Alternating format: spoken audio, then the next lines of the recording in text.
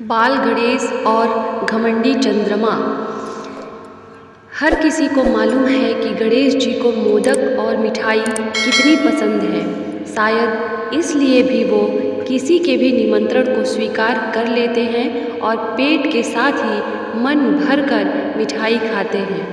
एक बार की बात है, धनपति कुबेर ने भगवान शिव और माता पार्वती को भोजन पर बुलाया, लेकिन भगवान शिव ने कहा कि मैं कैलाश छोड़कर कहीं नहीं जाता हूँ, और माँ पार्वती जी ने कहा कि मैं अपने स्वामी को छोड़कर कहीं नहीं जा सकती।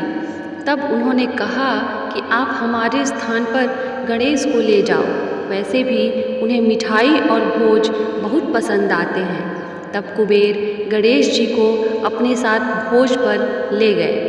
वहाँ उन्होंने मन भरकर मिठाई और मोदक खाए। वापस आते समय कुबेर ने उन्हें मिठाई का थाल देकर विदा किया।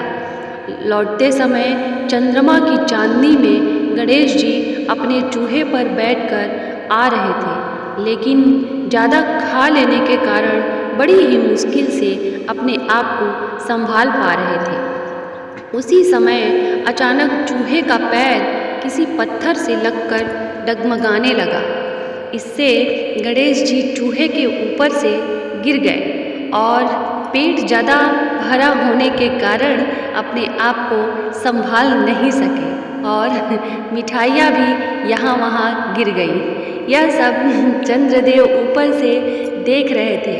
उन्होंने जैसे ही गणेश जी को गिरता देखा तो अपनी हंसी रोक नहीं पाए और उनका मजाक उड़ाते हुए बोले, जब खुद को संभाल नहीं सकते तो इतना खाते क्यों हो? चंद्रमा की बात सुनकर गणेश जी को गुस्सा आ गया। उन्होंने सोचा कि घमंड में चूर होकर चंद्रमा मुझे उठाने के लिए किसी प्रकार की सहायता नहीं कर रहा है और ऊपर से मेरा मजाक उड़ा रहा है। इसलिए गणेश जी ने चंद्रमा को शाप दिया कि जो भी गणेश चतुर्थी के दिन तुमको देखेगा वह लोगों के सामने चोर कहलाएगा।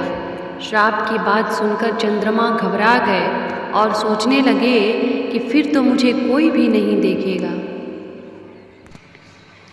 उन्होंने शीघ्र ही गणेश जी से माफ़ी मांगी और कुछ देर बाद जब गणेश जी का गुस्सा शांत हुआ तब उन्होंने कहा कि मैं श्राप तो वापस नहीं ले सकता, लेकिन तुमको एक वरदान देता हूँ कि अगर वही व्यक्ति अगली गणेश चतुर्थी को तुमको देखेगा तो उसके ऊपर से चोर होने का श्राप उतर जाएगा।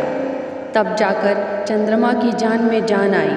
इसके अलावा एक और कहानी सुनने में आती है कि गणेश जी ने चंद्रमा को उनका मजाक उड़ाने पर श्राप दिया था कि वह आज के बाद किसी को दिखाई नहीं देंगे। चंद्रमा के माफ़ी मांगने पर उन्होंने कहा कि मैं श्राप तो वापस नहीं ले सकता, लेकिन वरदान देता हूँ कि तुम माह में एक दिन किसी को भी दिखाई नहीं दोगे और माह में एक दिन पूर्ण रूप से आसमान पर दिखाई दोगे।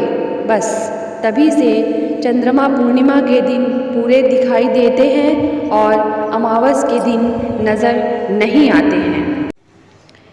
गणेश जी की ज्योति से नूर मिलता है, सबके दिलों को सुरूर मिलता है। जो भी जाता है गणेश जी के द्वार कुछ न कुछ जरूर मिलता है।